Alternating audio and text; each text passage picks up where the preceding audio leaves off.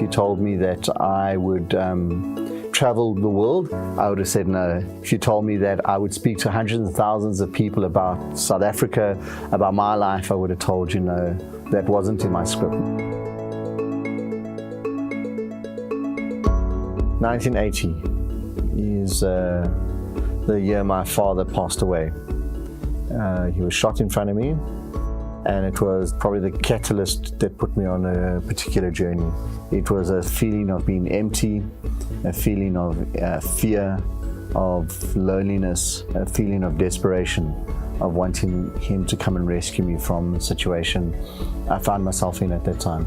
My mom had got remarried to a stepdad who was not the greatest character around. He would beat my mom every week, and there was lots of fighting in the house, and so I can tell many stories of watching my mom being beaten. And then my mom would get the courage to leave, and we would move to a different part of Joburg, and things would be okay for a while. And then after 2 or 3 months, the money would run out, and my stepdad would find us, and one, out of desperation, he would apologize for what he's done, and I think mostly out of desperation because there's no more food in the house, we would move back to my stepdad. Growing up in South Africa during the 80s was an interesting time because the only people I engaged with was white people, right? And the only black people that I ever engaged with were people that lived and worked in our home. And so in my home, when I grew up, there was a lady that worked in our house. She was black. She would never call me by my first name. She would call me Klein Boss because my father was the big boss. She would clean our house. She would live in a back room, and she would need to ask my parents' permission if she wanted to go out, if somebody wanted to come visit her. She was not allowed to use the same cups and cutlery as us, and so she had her own tin plate, her own tin cup, and bowl and spoon under the sink that she was allowed to use.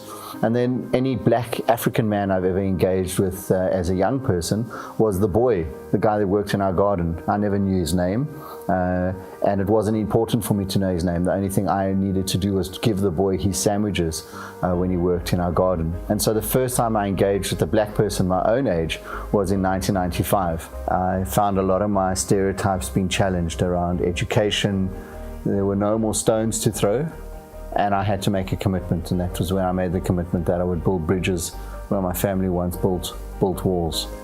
When I speak about South Africa, I always start off by saying that if you've never seen a racist, you're looking at one now. And the reason I say that, it's almost like a recovering drug addict or alcoholic. If I was a black child, I probably would have ended up as a street child.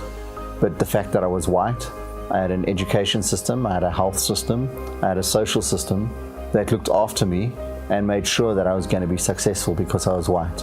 Even though I haven't beat up a black person or I haven't been directly involved with apartheid, I have to apologize. And I apologize for 2 reasons. One, for my friends, and a genuine apology that I'm sorry for what my parents have done to them, but also that I no longer have guilt and that I can be free to be a South African that I'm meant to be. I work with Quinton, we work in the same office, and when I heard his story and I heard him apologizing to all the black people in the room about apartheid and saying how he had benefited from it.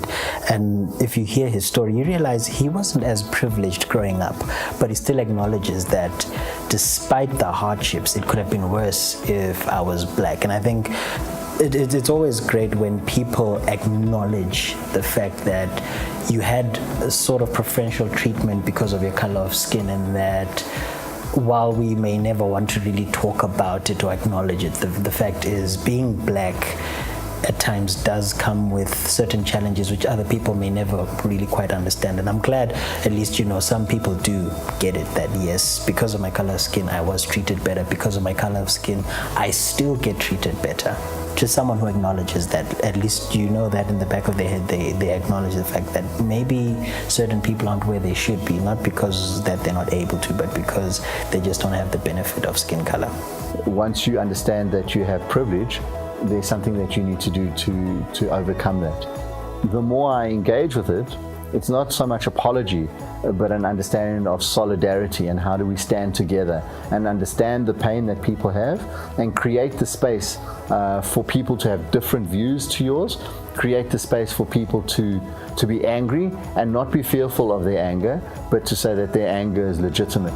Waking up every day in South Africa, I wake up with a sense of incredible privilege to be in this country and an incredible opportunity to build this country, to be a country where my kids can grow up and be anything that they want to be.